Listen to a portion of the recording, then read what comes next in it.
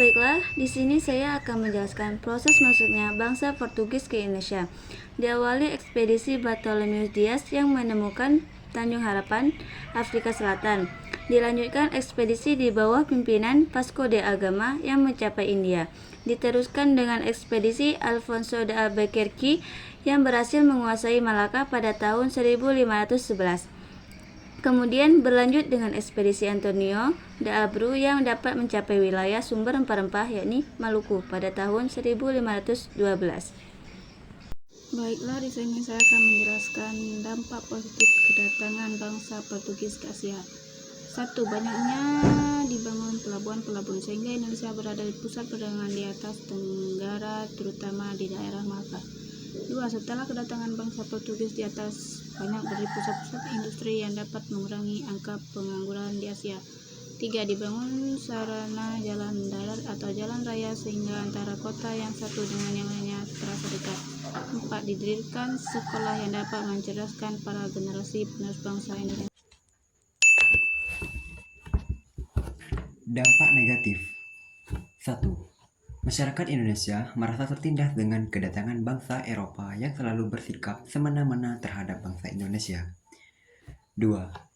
Pemberontakan di mana-mana yang mengakibatkan banyaknya warga negara Indonesia yang meninggal. 3. Bangsa Eropa mengadu domba seluruh masyarakat Indonesia. 4. Terjadinya perebutan kekuasaan yang dilakukan oleh bangsa Eropa terhadap bangsa Indonesia yang akhirnya banyak menelan korban para warga Indonesia. A few moments later. Assalamualaikum warahmatullahi wabarakatuh. Di sini saya akan menjelaskan tujuan masuknya bangsa Portugis ke Indonesia. Bangsa Portugis adalah bangsa Eropa pertama yang mencapai daerah Kepulauan Nusantara. Tujuan mereka saat itu untuk mendominasi sumber perdagangan rempah-rempah yang menyantumkan pada abad ke-16. Assalamualaikum warahmatullahi wabarakatuh. Di sini saya ingin menjelaskan tentang perjalanan samudra bangsa Portugis menempuh jalur timur.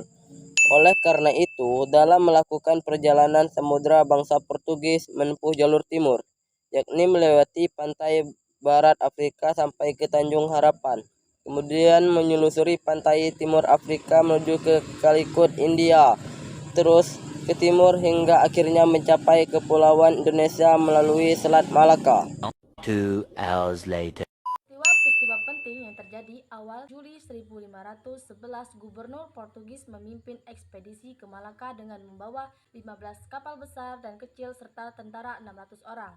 10 Agustus 1511 berhasil menguasai Malaka dan menjadi penguasa perdagangan rempah-rempah dari Asia ke Eropa.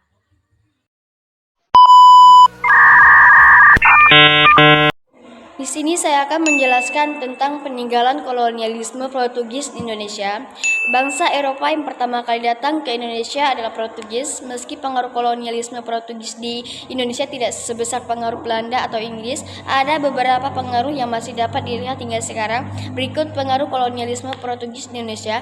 1. Bahasa. Bahasa Portugis mempengaruhi pada beberapa bahasa di Indonesia, terutama di wilayah seperti Flores dan Timur. Beberapa kata dalam bahasa daerah di wilayah tersebut memiliki kemiripan dengan bahasa Portugis. Kedua, agama. Portugis memperkenalkan agama Katolik ke Indonesia, terutama di wilayah Timur. Hingga saat ini agama Katolik masih dianut oleh sebagian penduduk di Flores dan Timur. 3. Budaya. Portugis juga memberikan pengaruh pada budaya Indonesia, terutama di wilayah Timur. Misalnya dalam upacara adat di Flores terdapat pengaruh dari tradisi Portugal seperti pemakaian topi pada saat upacara. 4. Seni. Seni rupa di Indonesia juga terpengaruh oleh Portugis, terutama dalam seni ukir kayu dan seni tenun. Terdapat seni ukir kayu dengan corak Portugal yang masih dipraktikkan hingga saat ini di Flores.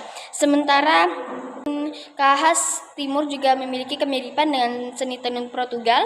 5. Arsitek di Indonesia juga terpengaruh oleh Portugis, terutama di wilayah timur. Terdapat beberapa gereja dan bangunan yang memiliki arsitek khas Portugis di Flores, seperti gereja di Turang dan gereja Bunda Maria di Maumere.